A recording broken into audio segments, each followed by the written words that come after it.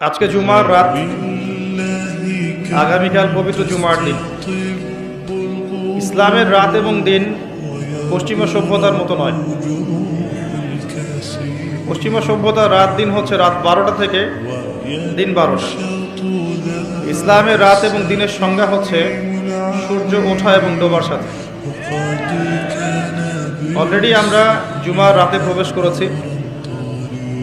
জুমার দিনে অনেক আমল আছে, তার মধ্যে অন্যতম কিছু গুরুত্বপূর্ণ আমল হচ্ছে বেশি থেকে বেশি রাসূলুল্লাহ সাল্লাল্লাহু আলাইহি ওয়াসাল্লামের প্রতি দরুদ পাঠ করা। নবী করিম সাল্লাল্লাহু আলাইহি ওয়াসাল্লাম বলেছেন, কেউ যদি তার প্রতি একবার দরুদ পাঠ করে আল্লাহ রাব্বুল আলামিন তার প্রতি 10 বার রহম করবেন। বলেন সুবহানাল্লাহ। তার আমল নামায় 10টা নেকি লেখা হবে, 10টা গুনাহকে মাফ করে দেওয়া হবে এবং তার মর্যাদা 10 গুণ বাড়িয়ে দেওয়া হবে।